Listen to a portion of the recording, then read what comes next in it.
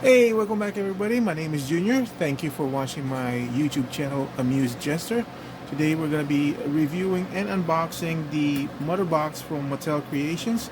This just came in a box today. Um, I first saw the review and this one was from the Geek That Life channel. And when he was opening it, I noticed something kind of interesting in the box because his was the a review box sent by Mattel, and I thought it was just a review thing. Uh, but in the very top of the box was this cute dramatic box opening music. So I thought, like, that's so funny that Mattel sent that, um, that they put that in their review sample. So, kind of to prompt the YouTuber user, that's where you put in the dramatic box music, opening music. So but I got this from the mail. It's exactly the same box he got, and I just found it funny that Mattel actually did put that on all the boxes. Um, I know it's kind of stupid, but it just. I used to make the comment when Hasbro put their stuff in windowless boxes that one of the things that Hasbro is missing um, when they're doing that is that they're removing the enjoyment of the customer of opening the box, because opening the box for the first time, seeing the box and seeing the figure come out of the box is part of the enjoyment process for me. I don't know about you guys, but I do like opening boxes. So just having that, I thought that was kind of funny. So that was the shipper box. That's the shipper box, basically. You guys probably have it, as you probably pre-ordered it as well. Look at that artwork over there. It looks almost like the pencil work, um, which I really do appreciate. Yeah, of the original artist. Oh, and then they have the smaller version here. Um, I love um, the artwork in these boxes. I've been so many times I've been tempted to save it, and I'm glad I found that website from Toy Habits to have it. It's very, very colorful, very, very nicely designed. But the simple rendition of this artwork is also very impressive to me. Yeah. Sorry. I'm just really geeking out on this box. I mean, like, from the shipper box to the brown box to the actual box of the thing.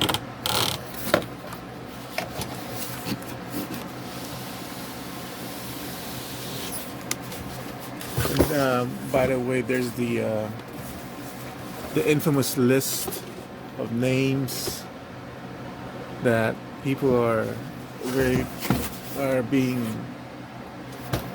ecstatic about because they're wondering if it's supposed to be um, a look at the future releases or whatever. The box is very, very nicely presented. $65, I believe this figure was. Look at, see, packaging, guys. Don't think of the packaging as the simple shipper boxes. I'm telling you, the experience of opening it up is just as cool. This box I might actually keep because just the presentation alone is really nicely done. The way it opens is definitely very, very collector friendly because you can put her back in there again. Nice artwork detail here. Very thick cardboard. With all that multiple layers of boxes, there's just no way. I mean, it wasn't damaged. Um, the shipper box did have some dings and stuff, but I'm not seeing that being translated. There was a ding in one of these corners, but I don't see it in mine. And I'm kind of glad because I really do like this box. So Motherbox, obviously, it's a new character. I'm not really attached to it.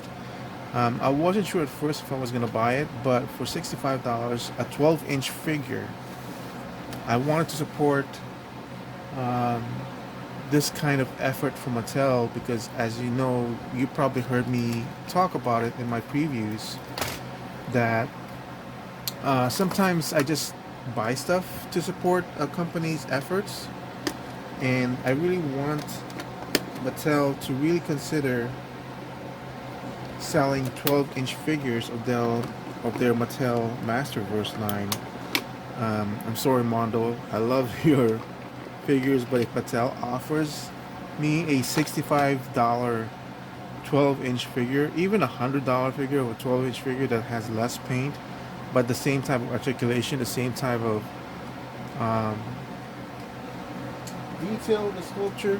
I got Buzz Off, but I never reviewed it. But this kind of musculature, this kind of design in a 2-up format, oh my god. I would instantly rebuy the whole line of Masterverse if Mattel even offered that. Even if the paint job is very, very minimal, as they are in the Masters, it would just be a very nice project for me to do. So it seems like once you do that, these actually just come out. So this is probably just to support the actual box themselves. I'm going to make sure those are intact because I do want to keep this. So I'll just remove this. Once you remove that top layer, if you flip it down, there's an actual base down here for Motherbox. Just looks like you just put that up. Look at that. Really nice. So I'll put this aside. Yeah, this is definitely displayable. This is definitely displayable just like that. And then here's the base for Motherbox. So some sort of circuitry being displayed. There's 2 holes in here. This is kind of attached by tape a little bit.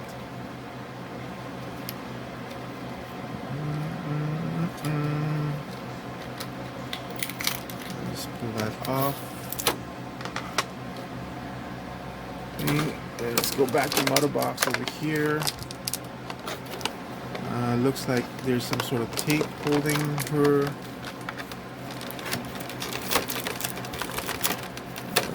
Bottom part of her cape here.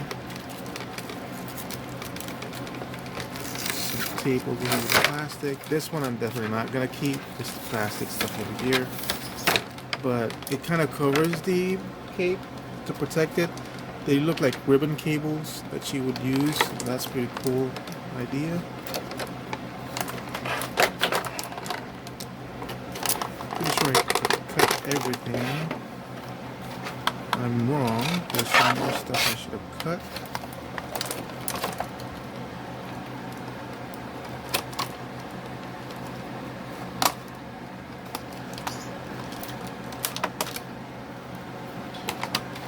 And in the back, as you can see, contains the rod for the stand. I love that they included the stand for this. It's almost like a regular 12-inch figure. And inside the back of the rod has 2 hands, gripping hands.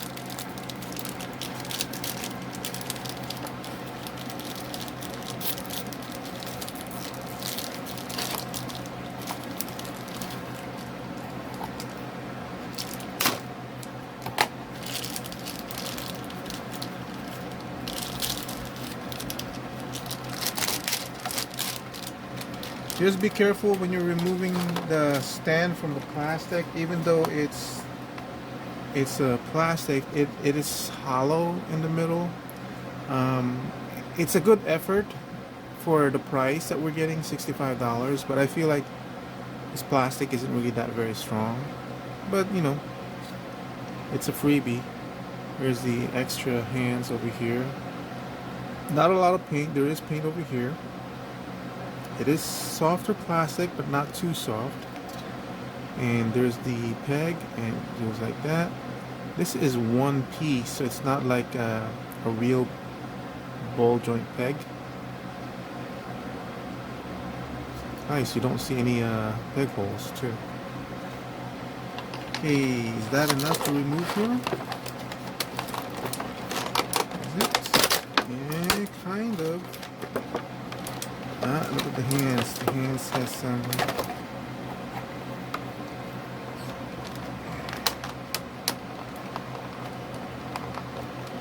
Don't have my other clippers. Be careful on the hands. The cape. Okay.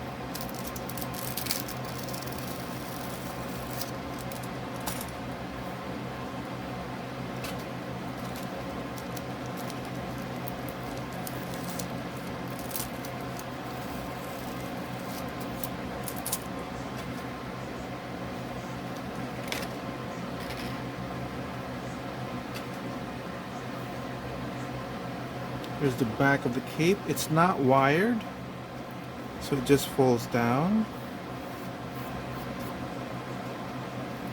Some sort of thrusters over here. I don't know what's going on there. There's a hinge on the wing that allows you to move back like that, and then this one, there's a hinge that allows you to move it up like so. Okay. Oh, what? I'm missing a wing. I'm missing this wing. Uh-oh. I'm gonna have to send a request to Mattel.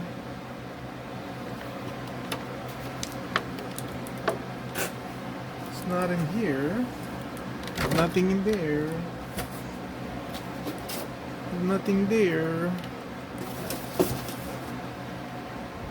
Nothing there. She's definitely missing a wing. Oh my gosh. I was so enthusiastic about this. Uh-oh.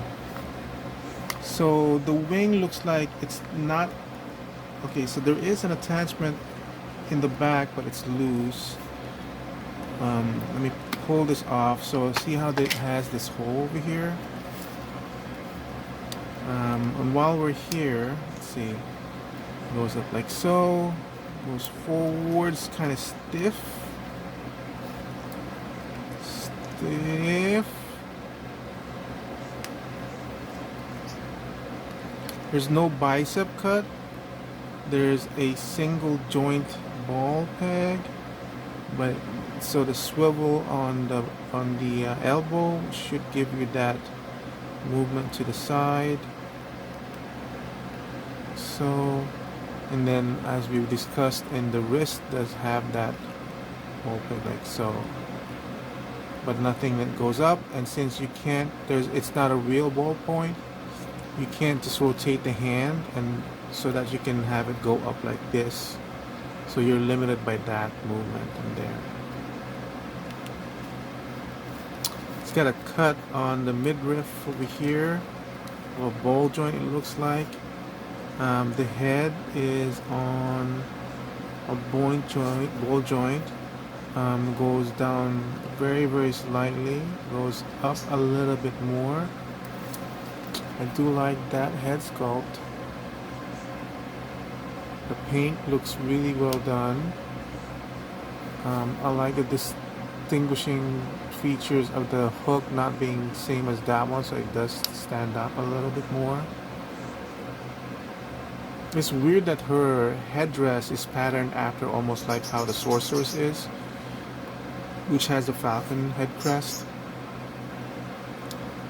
So Motherbox, is it motherboard or Motherbox? Motherboard, it seemed like she's a pattern after the sorceress. And that one, it's a really nice sculpt on the body, but the thigh seems kind of a little bit wide. Let's see. So the legs are very simply joined by it's not a, looks like a ball peg, but it just goes up and down, slide to the side. See, there's the connecting joint. It's still pretty nicely goes to the side. There's no hindrance to the sculpt, so you don't have any problems with that. Look at that. The way they designed the ball joint, if you push it up, it will go down slightly, see? So there's no hindrance. As for the knee articulation, goes like that. I'm betting you can probably twist it a little bit. Yeah, you can twist the knee like that. So very similar to the ball joint construction over here. This is not really a true ball joint, maybe more like a ball peg. So only goes up to that much of a movement. The ankle is similarly designed, so it goes up. It does have an ankle rocker. You don't really have, you can't twist it to the side completely because the ankle rock design twists it. So very kind of limited in articulation. It's got a soft ratchet, very soft ratchet. At least the teeth are very close together. I think that's more of discoloration than an actual paint job over there. Some sort of greenish tinge.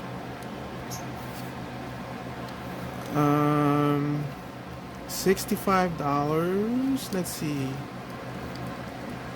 I'm okay with it. I mean, if they were to offer the Masters of the Universe in this scale, $65 with this kind of limited articulation, I would buy it. So obviously this is a female figure, so this would be similar to what Tila or the Sorceress would have. I'd be okay with it, even with the limited articulation. I mean, for a $65 price tag to have a 12-inch figure, that's pretty cool. We're going to go back to the wings, even though it's disappointing that I'm missing something over there. The paint job is pretty nice, pretty vibrant, and this is in a softer rubber. Like I said, they look like ribbon cables, so that's pretty cool. This one seems like the peg's too short, so it came up pretty easily. It was actually unplugged on mine. So let's see how well it comes on. Okay, so you plug it on, it stays in there pretty good.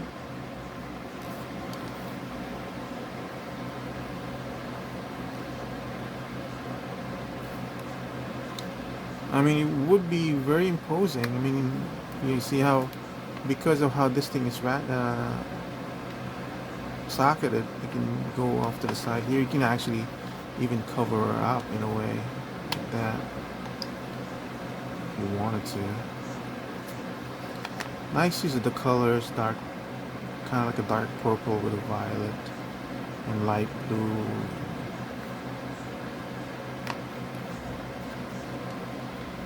Have her displayed, so see, it's already loose. It already came off the peg. I feel like that peg might be too shallow for the weight of the wing. See, now it's off again.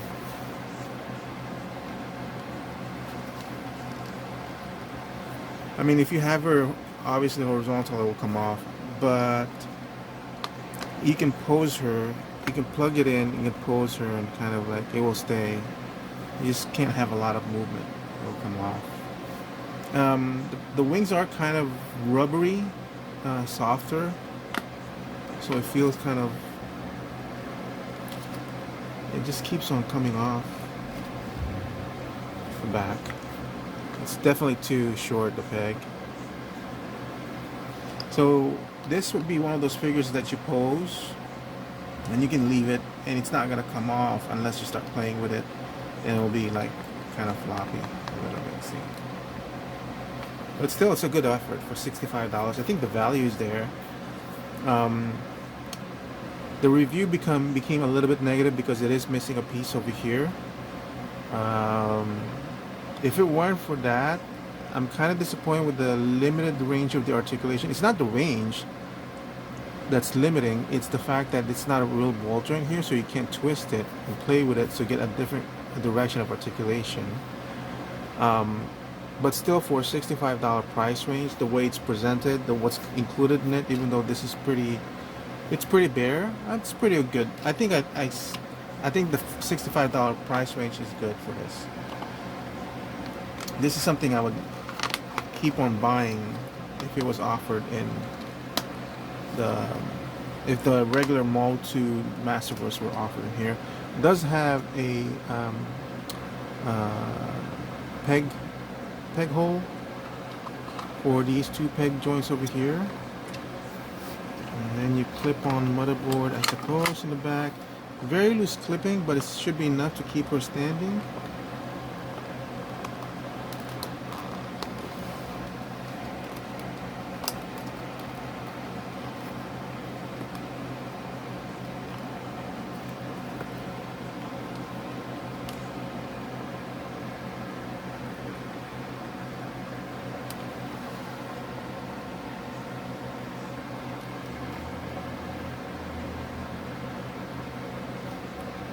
So I would have her post something like that. Right, so I'm going to contact Mattel Creations and see if I can get some sort of rectification on the wing. See what they decide. It's a little bit marring. It's a little bit disappointment issue with my order in my review, but I'm hoping they're going to deal with it and fix it up, obviously. But everything else, I'm good with it. I would have been happier if it had the same kind of articulation as the Masterverse for $65. And this is $25. Look at that. I'm still happy with that. Now, like I said, if they were to do the same type of articulation as the Masterverse to this one, and they would increase the price from $65 to $100, I would still be okay with that. I think the value would still be there. I mean, a little bit more accessories. Yeah. So if they translated a figure like this to this height and say the price is $100, I'd still say the value is there. So $65 with the way it is right now, I say the value is still there. So this is a good plus for me. I'm not too concerned about the wing. I'm fairly sure Mattel will fix it. Should it had not have happened, of course, it should have been perfect at the get-go. But you know, I'm the kind of customer. I'm still okay with it because I put an initial trust in the company to fix it. It will go downhill from there depending on how they respond, how long they respond, what kind of response, and what's going to happen. You know, that's the same attitude I had with the Mezco 1989 Batman. I'm always going to refer to that, guys, whenever I'm seeing QC issues, because Mezco 1989, Mezco's customer service is the exact negative opposite of what I received from Mondo with their Masters of the Universe, which I will always refer to when it comes to customer service. Mondo's the best, Mezco's the worst. Right now I'm still waiting for a replacement of the 1989 body, which it's had been 4 or 6 months, I don't know now, and they're still holding up on it. So Mezco is the worst right now. Not any kind of communications at all. So from this point, this is the zero equilibrium of the customer service, and it swings either towards Mezco's worst or Mondo's great. So thank you for watching the review. I hope you found that information useful. I'll give you an update really quick. I'll update the description later on, see what happens to the response to the wing. And yeah, I hope you guys enjoy this review. Thank you for watching. Goodbye. Well, what do you know? As a quick update, as I was looking at the boxes, I realized the wing had fallen off on the edge. It had fallen on the floor, but since it was dark colored, I didn't see it immediately. The other thing I would say is that I guess it fell off because it wasn't glued on properly, or if it is glued on at all. But see, stayed on really quickly. Like that. Now I don't have to contact Mattel Creations. Plus,